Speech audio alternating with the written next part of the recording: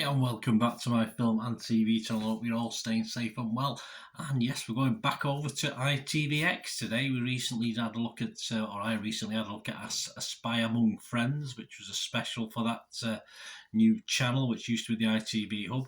And we're going to have a look at another one that's specially made for the streaming site as well, LITVINENKO. We're going to have a look at today. So another mini-series. If you are new to this channel, please push that subscribe button, push the bell notifications. And if you're pushing buttons, yeah, just give it a push for that like button, that thumbs up button.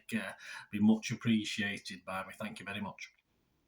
Yeah, so it's 4 episodes, about 46 to 50 minutes, this one. And it's, of course, based on true events, going back to 2006, the story of the determined Scotland Yard officers who worked to prove who was responsible for the death of Alexander Litvinenko in one of the most complex and dangerous investigations in the history of the Metropolitan Police. Yeah, you're talking nuclear weapons and stuff like that. Well, not a nuclear weapon, but certainly a nuclear sort of packaged dangers, if you like, and or Geiger counters flicking to the red left, right, and centre. So that came on the I'm recording this on the what date are we today? 16th of December, yeah, I think this was available on itvX from about the 14th of December. Directed by Jim Field-Smith, written by George Kay. The cast include David Tennant in the main role as Alexander, Margarita Leviva, Mark Bonner, Neil Maskell, Barry Sloane, Daniel Ryan, Richard Pepper, and some other well-known British talent. Yeah, the acting is fine, no problems in this. Sometimes with the British dramas, you don't always get the best actors, but some reasonable actors in this one. Is it any good? Well, there's not a lot of scores out there, not a lot of actual critics, not been put out there yet, but there is a score on Internet Movie Database, although there's only 21 people I've looked at because I've ignored the 10 out of 10s and I've ignored the 1 out of 10s, which there are quite a few. So we end up with 13 people scored it between 6 and 9, and just 8 people scored it between 2 and 5. So overall, a 62% positivity based on my little workings out. And overall on Internet Movie Database, it's hovering at 5.7 out of 10. So I think that might grow up a little bit. I don't think it's going to change too much over the coming weeks and months. So that's what Internet Movie Database think. Joe Public.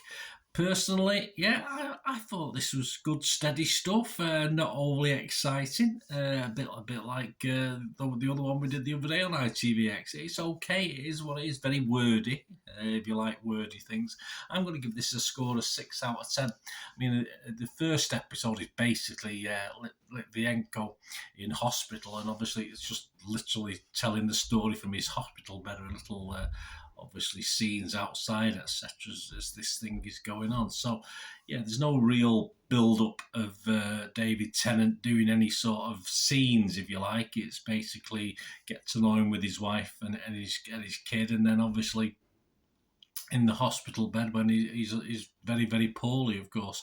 So that's what you get with the first episode.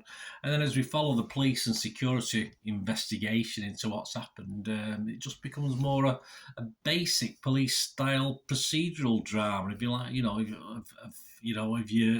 won't say Vera, nothing like it, is it? But Frost, it's your typical police procedural drama. So it has that element to it. And of course, you get a little bit about his excuse me, about his wife and son and their search for justice, as well as things drag on year. It is okay, it's fine, it won't be to everyone's liking. As I said, there's a lot. If you don't like the basic stuff like this, it probably won't be for you. It's as simple as that. It's no thrills in this one. It's no bells and whistles, if you like, just pretty straightforward.